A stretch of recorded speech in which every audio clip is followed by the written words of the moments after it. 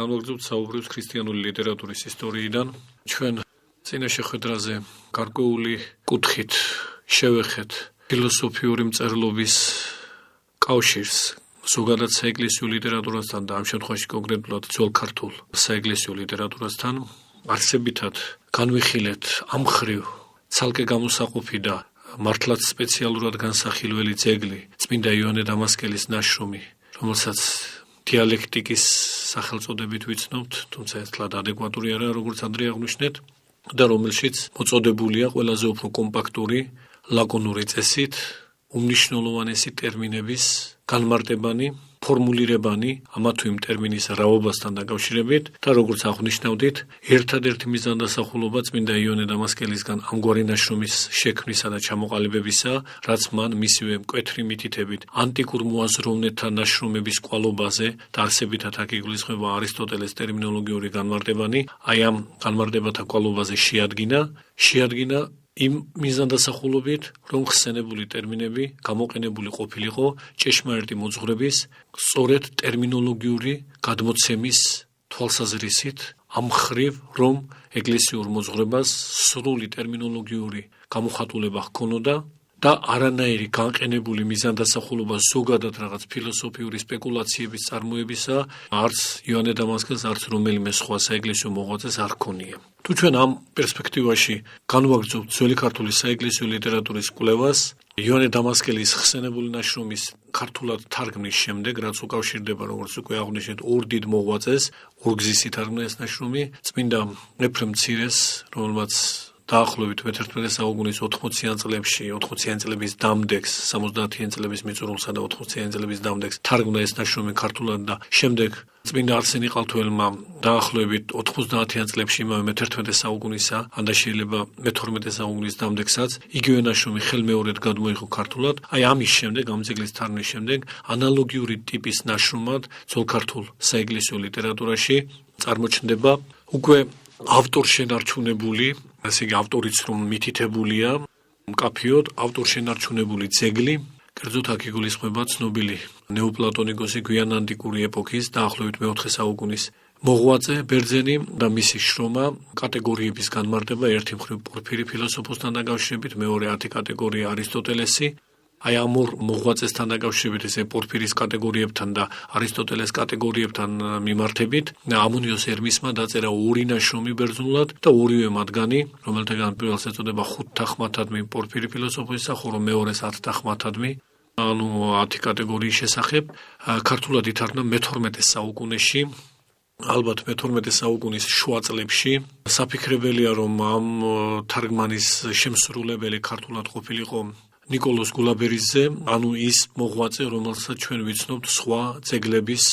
თარგმნელადაც, ყოველ შემთხვევაში ამგვარადაა დღესდღეობით მიჩნეული, თუმცა ვერ ვიტყვით, რომ რაიმე მკაფიო არგუმენტი ამ კუთხით ჩვენ გქონდეს, მაგრამ ზოგადად მიჩნეულია, რომ ნიკოლოზ გულაბერიძეს უნდა დაუკავშირდეს ისეთი მნიშვნელოვანი ტერმინოლოგიური ძეგლების გადმოღება ქართულად, როგორც გახლავთ წმინდა მაქსიმიან მხსარებლის შრომები, განსაკუთრებით მისი ეპისტოლეები, აგრეთვე ძნელადგილთა განმარტება ძველი აღთქმისა და კიდევ რამდენიმე შრომა პაექრობითი ხასიათის პიროს კონსტანტინოპოლელ პატრიარქთან დიალოგი მაქსიმესი და კიდევ მრავალი სხვა ძეგლი, ახლა ამაზე ჩვენ არ შევჩერდებით. ის ტერმინოლოგიური ველი, ის ტერმინოლოგიური დიაპაზონი და სტრუქტურა, რაც ნიკოლოზ გულაბერიძემ ან და იმ მოღვაწემ, რომელმაც ეს შრომები თარგმნა ქართულად, აი ამ მოღვაწემ ჩამოაყალიბა, მკვეთრად შეიგრძნობა ამონიოს ερμისის ხსენებულ ნაშრომთა ძველ ქართულ თარგმანშიც და ამიტომ უეჭველია, ერთი რამ სრულიად უეჭველია, რომ ვინც წმინდა მაქსიმეს ეგრეთ წოდებული გელათური თარგმანები შეასრულა, იგივე თარგმნელი არის შემსრულებელი ამონიოს ερμისის შრომების ძველ ქართულად თარგმნის, აი ამის განმახორციელებელი. ეს უეჭველად ერთ პიროვნებას უკავშირდება, ან და ერთი პიროვნების სკოლას უკავშირდება, იმ ტერმინოლოგიურ სისტემას უკავშირდება, რაც მკაფიოდ ჩანს გნებავთ გელათურ ბიბლიაში, ჩვენს მიერ უკვე დასახელებულ შრომებში, ცალკეულ აპოკრიფული ხასიათის ძეგლებში, სხვათა შორის, მათ შორის თუნდაც ავგარუზის ახალ რედაქციაში, ზოგ ჰაგიოგრაფიულ ნაშრომში, განსაკუთრებით მეტაფრასულ თარგმანებში, წმინდა გრიგოლ ღვთისმეტყველის რიგით მეორე სიტყვაში, რომელსაც ეწოდება გელათური თარგმანის მიხედვით სიტყვა პასუხისგებითი, და ასე შემდეგ. ანუ ჩვენ რისი ხაზგასმა გვინდა რომ ამონიოს ერმისის ნაშრომი ქართულად ითარგმნა საეკლესიო მოღვაწის მიერ, ისევ როგორც იოანე დამასკელის ნაშრომი ითარგმნა ეფრემისა და არსენის მიერ. შეიძლება ეფრემთან და არსენთან დაკავშირებით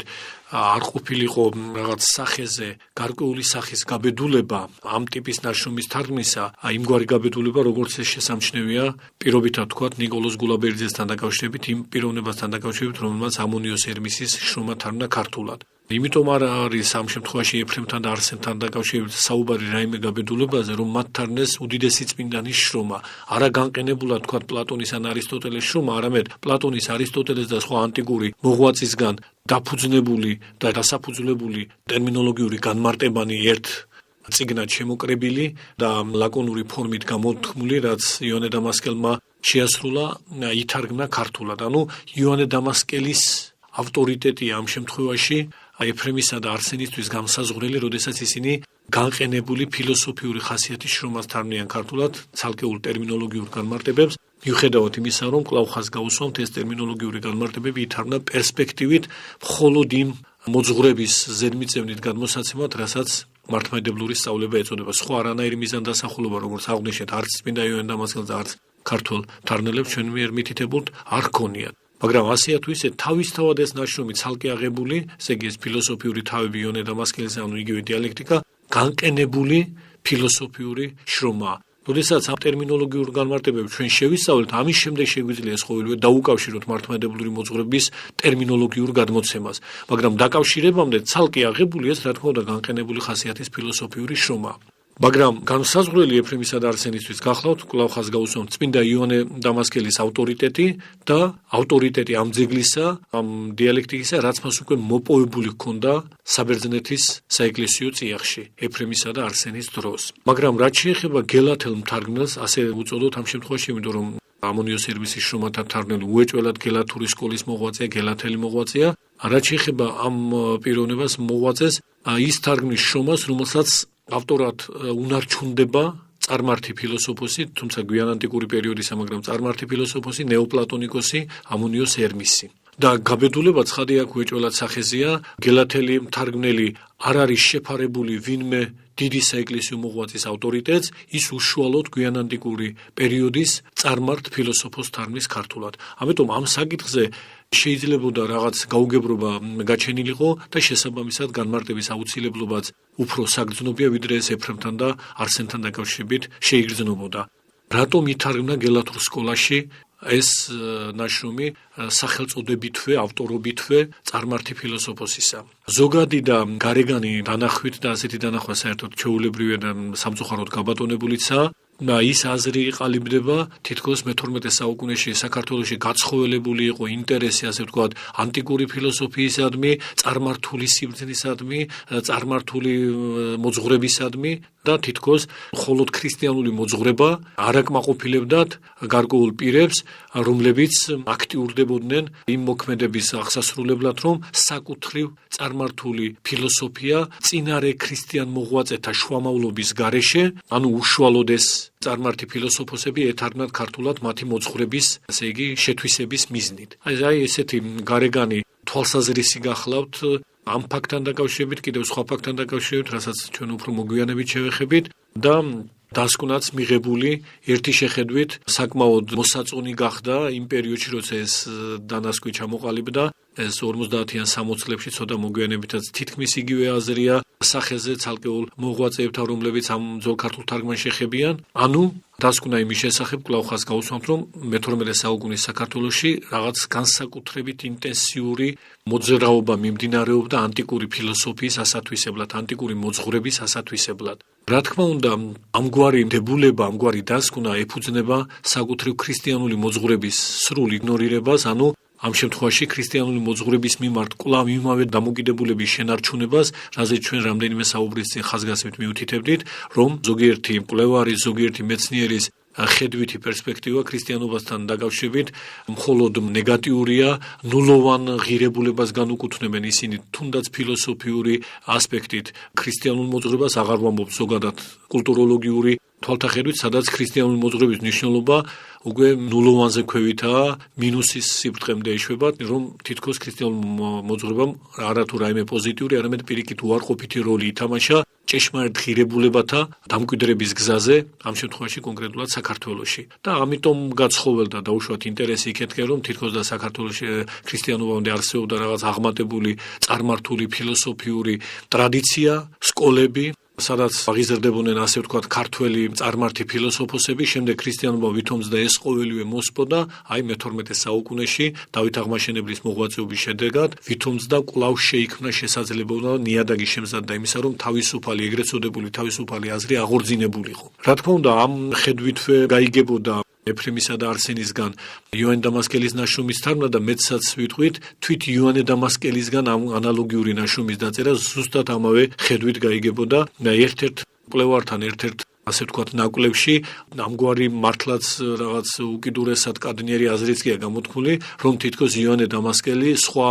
არაფერს ისახავდა მიზნად თუ არა ნეოპლატონიზმის წარმართული ფილოსოფიის ამ ერთ-ერთი სახეობის შეთვისება, აღორძინებას ქრისტიანულ საფარველში. ცხადია, რა უნდა ვთქვათ იმის შემდეგ, როდესაც ანალოგიური აზრი გამოითქმის წმინდა დიონისე არიოპაგელთან დაკავშირებითაც, რომ თითქოს ის იყო მხოლოდ გარეგნულად, შეფარულად ქრისტიანი და გულით და არსებით წარმართი ფილოსოფოსი და ვითომ ქრისტიანულ საფარველში ხვევდა წარმართულ მოძღვრებას, რომ ამ წესით როგორმე გაევრცელებინა ეს მოძღვრება და თითქოს ფასობს, სწორედ წარმართული მოძღვრება და ქრისტიანობა მხოლოდ ნეგატიური რამ ფენომენია, აი ესეთი ზოგადი ველი განწყობისა თავისთავად ცხადია გამოვლინდა კონკრეტულად ამონიოს ერმისის შრომებთან დაკავშირებითაც, მაგრამ როგორც სხვა მაგალითებთან მიმართებით ჩვენ ვნახეთ და აბსოლუტურად უპირობოდ წარმოჩნდა, ყველა შემთხვევაში ეს იყო მხოლოდ და მხოლოდ გარეგანი ხედვა, თვითონ სურვილი მკვლევარებისა, ცალკეულ მკვლევართა, რომ აი ასე ყოფილიყო ეს, თუმცა აბსოლუტურად მოკლებული ყოველგვარ ნამდვილობას, ყოველგვარ რეალობას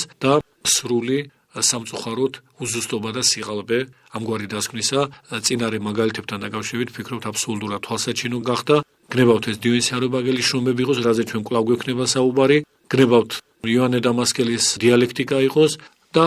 ცხადია საკუთრივ იოანე დამასკელი როგორც ბერძენი მოღვაწე. ყველა შემთხვევაში როგორც ვნახეთ, თუ სადმე შეიგრძნობოდა და ზოგადად რა თქმა უნდა ძალიან გამოკვეთილია წარმართული ფილოსოფიის რაიმე ღირსეული ნაწილის გამოყენება, ამ გამოყენებას ჰქონდა ერთადერთი პერსპექტივა, ერთადერთი მიმართულება, რომ რაც კი რამ ღირსეული მიღწეულა კაცობრიობის ისტორიაში, ყოველივე ეს ქრისტიანული მოძღვრების სამსახურში ჩამდგარიყო. სხვათა შორის ჩვენ შეიძლება გაგვეხსენებინა წმინდა გრიგოლ ღვთისმეტყველის ამ უდიდესი მღვდელმე სიტყვის ლექსითი ფორმის ძეგლი, რომელიც სხვათა შორის გამოვაქვეყნეთ კიდეც, სადაც ეს მოღვაწე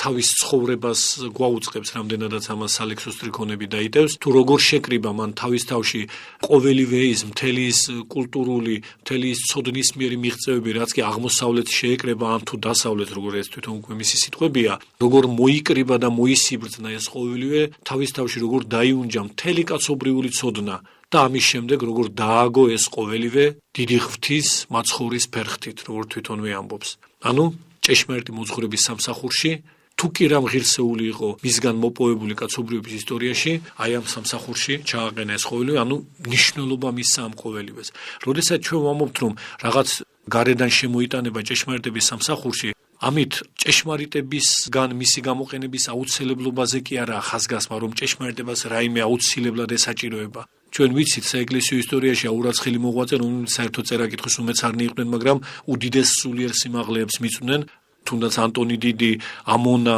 პახუმი და აურაცხელი სხვა, აღარაფერს ვამბობთ მარტვილებზე და ისეთ პირებზე, რომლებიც საერთოდ მყისიერად გაქრისტიანდნენ, მაგრამ ამ გაქრისტიანების ჟამს სწორვალზე ავიდნენ ღვთისმცოდნეობისა და ცხადია არავითარი, ასე იგი სპეციალური ცოდნისმიერი განათლება მათ არ ჰქონდათ შეძენილი წინასწარ და ამის მკვეთრი ნიმუში გახლავთ შორს რომ არ წავიდეთ ის ჯვარცმული ავაზაკი მაცხოვრის გვერდით, რომელიც ყველაზე აღმატებული გამოჩნდა ადამიანთაგან, ყველაზე უფრო განსწავლულ ფილოსოფოსთაგან, მათ შორის გნებავთ ისეთ მოღვაწეთაგან, რომლებიც გაქრისტიანდნენ კიდეც, თვით მოციქულებსაც კი წინ უსწრომან, იმიტომ რომ სწორედ ავაზაკი გახდა გამხსნელი იმ დახშული სამოთხისა, რაც ადამიანის ცოდვამ შეზინა და მოუტანა კაცობრიობას. და პირველი, ვინც ცხონებას კვლავ დაუბრუნდა კაცობრიობის ისტორიაში, სწორედ ავაზაკი გახდა, რომელსაც ცხადია აბსოლუტურად არავითარი ცოდნა არ ჰქონდა რაღაც სპეციალური სასწავლებლებისა, ზნეობრივადაც უკიდურესად დაცემული იყო, მაგრამ მყისიერად განეხნა რა მას თვალნი, გულისა და გონებისანი, სრულ უბადრუკებაში, კაცობრიულ და ამქვეყნიურ უბადრუკებაში და შეურაცხებაში მყოფი მაცხოვრის, არა მხოლოდ კაცობრივი ბუნების ღირსებანი, არამედ მისი ღმრთეებითი ღირსებანი განჯდა, რომ ის პიროვნება ღმერთი ამ შეურაცხებაშიც ყოვლითურთ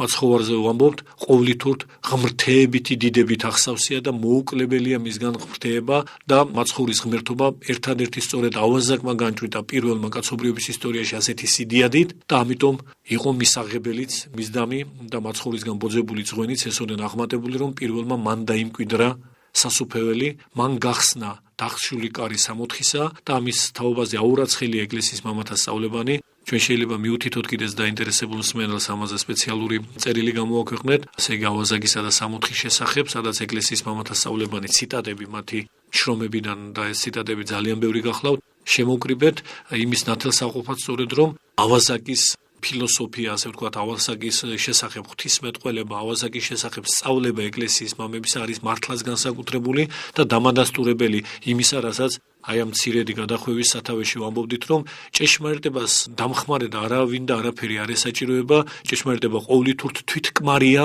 თავისი სიდიადით, მაგრამ ეს ღირსებანი, რაც კაცობრიობის ისტორიაში გაფანტულია, ცხონებითი წიაღის, ანუ საეკლესიო წიაღის, მართლმადიდებლური წიაღის მიღმა, თვითონ ეს ღირსებანი არ ექვემდებარება დაკარგვას. ეს ღირსებანი, როგორც უფლისმიერი წარმოშობისანი, იმსახურებენ იმას, რომ თავიანთ ბუნებრივ ადგილს, თავიანთ მშობლიურ ადგილს დაუბრუნდნენ და როგორც ჩვენ ამაზე არაერთის გქონია მსჯელობა, ეკლესიის მამათა მოღვაწეობა ამ ხრივაც ყოვლისმომცველი და უაღრესად წარმატებული აღმოჩნდა, რომ რაც კი რამ შესაძლებელი იყო, მათი ღვაწა ყოვლითურთ გულმოდგინედ აღსრულდებოდა, რომ ეს გაფანტულობანი ღირსეული რამ მარცვლებისა, ღირსების მარცვლებისა, ღვთივწარმომავალი მარცვლებისა კვლავ საღვთო წიაღში შემოკრებილი იყო და დაუნჯებული იყო. ანუ სარეველაში მოხვედრილი ჭეშმარიტების მარცვალი თუ იქ დარჩება, ის რა თქმა უნდა მოიშთობა, როგორც ამას უფლისი გაუწყებს, ვერ გამოავლენს თავის თავს, გაუკუღმართდება და ეს ღირსებანი ჭეშმარიტ რაობას, მნიშვნელობას თავიანთ მშობლიურ წიაღში დაბრუნების შემდეგ იღებენ. ანუ ეს დაბრუნება სწორედ მათთვისაა მნიშვნელოვანი, აი ღირსებათა მართლა ღირსებითი სახით გამოსავლენად გახლავთ ეს ყოველივე მნიშვნელოვანი და მნიშვნელოვანი იმ კუთხით, რომ უფლისმიერ სწავლებას საუფლო მარგალიტს საუფლო ძვირფას ქვას არ შეიძლება ფეხი დაედგას, არ შეიძლება ჭუჭხთან ერთად ის მოსროლილი იყოს, ერეტიკულ და წარწმედის სანაგვეზე იყოს ეს ყოველივე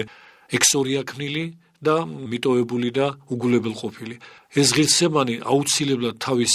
ბუნებით დიდფასის მარგალიტს უნდა დაუბრუნდნენ, იმას უნდა კვლავ შეუერთდნენ ერთი თვალის მომჭრელი ელვარებით, რომ ეს ყოველივე აკიაფთეს. აი ამ მიზანდასახულობით შემოიკრიბება გაფანტული სხივები, ყველგან და ყოველში გაფანტული სხივები საღვთო წარმომავლობისა, კვლავ იმ ბუნებითი მარგალიტის მანათობელი შუქის ქვეშ და ეს მანათობელი შუქი არის ის და ეს დიდფასის მარგალიტი ძევსი, სადაც საეკლესიო წიაღი, მართლმადიდებლური წიაღი გიეს და სუფევს ყოველთა მანათობლად. აი ამ თვალსაზრისით უნდა შევხედოთ ჩვენ ნებისმიერი მოღვაწის, ნებისმიერი საეკლესიო მოღვაწის გულმოდგინებას, რაც არ უნდა გარედან ჩვენ მოგვეჩვენოს, რომ ეს გულმოდგინება თითქოს და არაეკლესიურ გარემოს ეტმასნება და შეერწყმის. ეს მხოლოდ გარეგანხედვად უნდა ჩავთვალოთ, იმიტომ რომ სულიერი თვალით ვინც ხედავს და შეისწავლის თუნდაც წმინდა იოანე დამასკელის მოღვაწეობას, როგორ შეიძლება რა კადნიერება უნდა ჰქონდეს, ან რა გონებრივი დაცემულება ადამიანს თქვას, რომ ეს მოღვაწე განყენებულად იყო დაინტერესებული, ესე ქრისტიანული მოძღვრების გარეშე იყო დაინტერესებული და უშუალოდ რომელიღაც ფილოსოფოსის სილოგისტურ ლოგიკური მსჯელობებით და სხვა. ეკლესიის მოღვაწე და ქრისტიანი იმით განირჩევა ნებისმიერი სხვისგან, რომ მისი ერთადერთი ინტერესი არის, ერთადერთი მნიშვნელობის მქონე მოვლენა ხორცში ყოფნისას, ვიდრე ის ჯერ კიდევ სხეულშია, არის ის, რომ ამ დაცემულობას როგორმე თავი დააღწიოს, რომ გადარჩეს. და პიროვნება, რომელიც დაუპვაშია და გადარჩენას ეძიებს, ის განყენებულად თუ მას გონიერება აქვს და ღვთისგან მიემადლა სულიერი თვალის გახსნა, ის სხვას არაფერს აღარ ეძიებს განყენებულად, თუ არა იმ მაშველ რაღაც რგოლს, მაშველს, თოქს, საბელს, რომელიც ნაპირზე აიყვანს მას. შეუძლებელია, რომ მან ამ დროს მზერა მოადუნოს, თუ მას კვლავ აღნიშნავთ, გონიერება აქვს და გახსნილი აქვს სულიერი თვალი და რაღაც შემთხვევით წარმავალს დინარის დინებას რომ მიაქვს, ისეთ რაიმეს მოეჭიდოს, იმიტომ რომ ასეთი რამ იმ დინარის დინებასთან ერთად წყდიადის მორევში ჩაეშვება და მასაც თან გადაიდას. მისთვის ერთადერთი საღვაწი გახლავთ მხოლოდ და მხოლოდ ის, რომ ნაპირზე გავიდეს, ცხონების ნაპირზე გავიდეს, ვიდრე ეს მდინარე უფსკრულში ჩაეშვება და მასაც თან გადაიდას. და რადგან უფსკრული მყისვია, იმიტომ რომ არავინ არ იცის როდის დადგება სიკვდილის ჟამი, ყველა ღვთივგანბრძნობილი მოღვაწის მცდელობა მხოლოდ იქეთკენ იყო, რომ დინარის უფსკრულში ჩაქანებამდე მას როგორმე ამ დინარის ტალღებისგან ნაპირზე მშვიდობიანად გაეღწია და მხოლოდ ნაპირისკენ რაც მიიყვანს მას, აი ასეთს ანიჭებს მნიშვნელობას და ასეთისკენ არის მისი სულიერი მზერა და ასე ვთქვათ ხორციელი ქმედებაც მიმართული, რომ ცხონება დაიმკვიდროს. თუ ამ თვალით შევხედავ ჩვენ ასე გარეგანი ნიშნით თითქოს და ძალიან მკვეთრი არგუმენტის მიმცემ ძეგლს იმ სხვათადმი, რომელზეც ჩვენ საუბრობდით, ამნიოს ερμისის შრომებს გულისხმობთ, ნახავთ, რომ აქაც აბსოლუტურად იგივე პერსპექტივა იკვეთება, რაც იოანე დამასკელის ნაშრომი ჯერ ბერძნულად რა მიზანდასახულობითად დაიწერა იმ ასპექტით და შემდეგ ქართულად რა მიზანდასახულობითაც ითარგმნა. რა მიზანდასახულობითაც დაიწერა იოანე დამასკელის ნაშრომი ბერძნულად, იმავე მიზანდასახულობით ითარგმნა ქართულად, კვლავ ხაზგაუსვამთ და ამავე მიზანდასახულობით აქვე ვიტყვით ითარგმნა ამნიოს ερμისის შრომა. და რატომ? ჯერ პირველი, რაც უკვე აღვნიშნეთ, რომ ამ ნაშრომის მთარგმნელი გახლავთ ერთ-ერთი დიდი ღვთისმეტყველი, საეკლესიო ღვთისმეტყველი, რომელიც თარგმნის მაქსიმე აღსარებლის შრომებს, ჰაგიოგრაფიულ ძეგლებს, სხვადასხვა ჟანრის ნაშრომებს, საეკლესიო ლიტერატურიდან საკუთრივ გელათურ ბიბლიას და ამ ცნობიერებისა და ამ სულიერი ხედვის მოღვაწეს, ცხადია ამონიოს ερμისი შეიძლება აინტერესებდეს იმავე პერსპექტივით, რა პერსპექტივითაც ეს აინტერესებდა წმინდა იოანე დამასკელს და მისი შრომის ქართველ მთარგმნელებს. ანუ კვლავ და კვლავ რაც შეიძლება წარმატებული უაღრესად ზედმიწევნითი ტერმინოლოგიური ფორმა მოუძებნოს ეკლესიურ მოძღვრებას. ამონიოს ερμისის ხსენებული ნაშრომების სხვა არაფერი გახლავთ თუ არა იგივე ტერმინოლოგიური განმარტებები, რაც ჩვენ იოანე დამასკელთან დაკავშირებით ვნახეთ, ოღონდ ეს ტერმინოლოგიური განმარტებები ამ შემთხვევაში არაიშვიათად უფრო ვრცელია, უფრო გავრცობილია და მკითხველისგანაც ზოგჯერ გაცილებით უფრო მეტ შრომის მოყვარეობას მოითხოვს, რომ ტერმინოლოგიური ცოდნა ამ ნაშრომებში, ამონიოს ερμისის ნაშრომებში, რაც არის დაუნჯებული, ეს ყველაფერი მან შეითვისოს. ვინ შეითვისებს, დიდ სიკეთესაც იგრძნობს იმ კუთხით, რომ ის მდიდრდება გამოთქმითი საშუალებებით. რაც უფრო მდიდრდება პიროვნება გამოთქმითი საშუალებებით, მით უფრო მეტად ხელეწიფება მას ჭეშმარიტი მოძღვრების მსახური იყოს, იმიტომ რომ, როგორც არაერთგზის აგვინიშნავს, ეკლესიის მამათა ურყევის სწავლებით ჭეშმარიტი მოძღვრების მსახურება არ გულისხმობს მხოლოდ შემეცნებას, რომ ჩვენ თვით ვჭვრეტდეთ და შევემეცნებოდეთ და შევეთკბობოდეთ ჭეშმარიტებას, არამედ რასაც შევიმეცნებთ, რასაც მოვიძიებთ და სულიერი თვალით გავჭვრეთ, მათი ამ მოძიებულთა სხვათათვის უდანაკარგოთ და ასევე სარგებლობის მომტანი სახით გადაცემად შეგვეძლოს. და თუ გადაცემა არ ძალგვით, ჩვენ არ ვართ ჭეშმარიტების მსახურნი, ჩვენ ჭეშმარიტებას მხოლოდ ჩვენ თავში ვკეტავთ, თუ რაიმე მართლაც მოვახერხეთ, რომ ღვთისწყალობით იქ მოვიხელთოთ და მოვიპოვოთ და სხვათათვის თუ უშურველად არ გაგვიზიარებია ეს ყოველივე, უმალ ტალანტის დამფარველნი აღმოჩნდებით და იმავე ხვედრს მივიღებთ, რა ხვედრიც სახარებისეულმა ტალანტის დამფარველმა მიიღო. ეკლესიის მამათა ნაშრომებში სხვათა შორის ტალანტის დამფარველობა თითქმის ყველა ნაბიჯზე გამოკვეთილად სახეზეა, ყველა მოღვაწე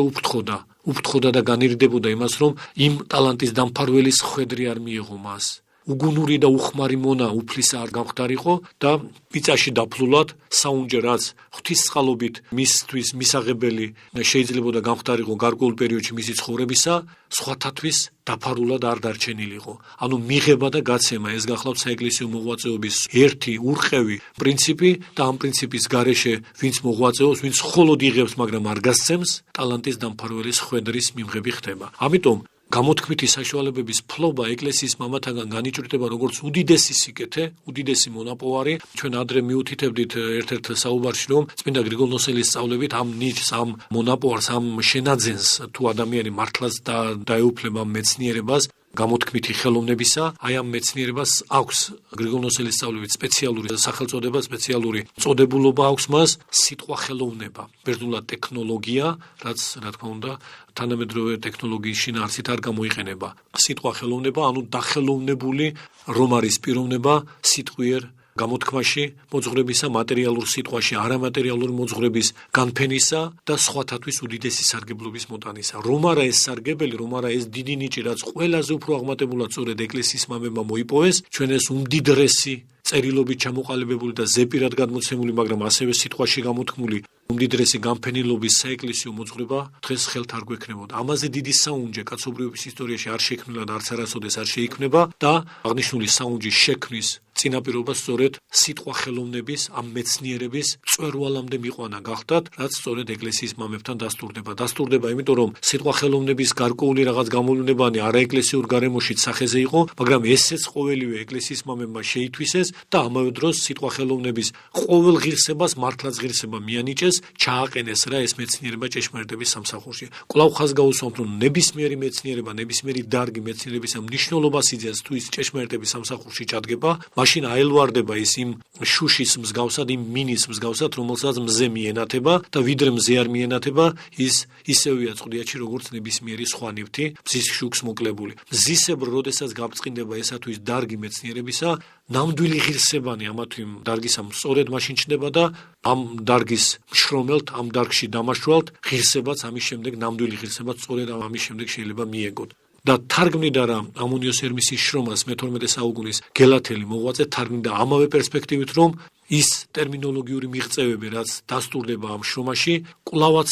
იოანე დამასკელის მიზანდასახულობისამებრ და იმავე, ესე იგი, ჭრილში ისტორიისა, აი ამ კუთხით ფილოსოფიური შრომების შექმნა თარგმნის ისტორიისა, იმავე ჭრილში ჭეშმარიტი მოძღვრების წიაღში შემოსულიყო. მართლაც გადავთვლით რა ჩვენ ამონიოს ερμისის შრომებს იქ ვერანაირად ვერსად ვერ პოვებთ საკუთრივ მოძღვრებას, როგორც ასეც. ანუ მოძღვრებას თქვა ღვთის შესახებ, მოძღვრებას სამყაროს შესახებ, მოძღვრებას ადამიანის შესახებ, მისი მომავლის შესახებ და სხვა. აი ამ ტიპის შრომა რომ ეთარგმნა ვინმე გელათელ მოღვაწეს, ეს იქნებოდა წარმართული ფილოსოფიის შემცველი ნაშრომის ქართულად თარგმნა. მაგრამ აქ არის მხოლოდ ტერმინოლოგიური განმარტებანი, სხვათა შორის, როდესაც რაიმე ძეგლს მოღვაწე თარგმნის, ვალდებულია ის ერთგულად თარგმნოს. ეს ერთგულებად სახეზეა გელათელ თარგმნელთან, რადგანაც ერთგან გაკრთება წარმართული ფილოსოფიის, წარმართული მოძღვრების ნიშანწყალი და იქვე სკოლიოა თარგმნელისა, სადაც ის მიუთითებს, რომ ეს ავტორი ამ შრომისა წარმართი იყო და ამიტომ ამბობდა ამას, ხოლო შენ, როგორც ამ ძეგლში უკვე ძველი ქართულით ვიტყვით, მამათა მოძღვრებასა ნუ გარდაჰვლანდები და სარგებელად გექმნეს. წიგნი ესეო, ესე იგი, აქ სადაც გაკრთა წარმართული მოძღვრება, იქ აფრთხილებს თარგმნელი, რომ ეს მოძღვრება არ მიიღო, ეს უბრალოდ მან ერთგულება გამოირჩინა დედნისა და თვითნებურად არ შეკვეცა დედანი, მაგრამ გაფრთხილება მისცა მკითხოს, რომ ეს წარმართი ფილოსოფოსისა ეს არაა ამ შემთხვევაში სარგებლობის მომტანი, ეს დაუტევე, განეშორე ამას, დანარჩენი კი თუ აი ამ თვალით შეხედავ ამ ნაშრომს, რომ ტერმინოლოგიური ცოდნა მიიღო იქიდან მხოლოდ და ეს ტერმინოლოგიური ცოდნა ჭეშმარიტი მოძღვრების სახურებაში გამოიყენო, სარგებლად გექმნება ეს. ჩვენ დროებით აქ შევჩერდებით, გმადლობთ ყურადღებისათვის.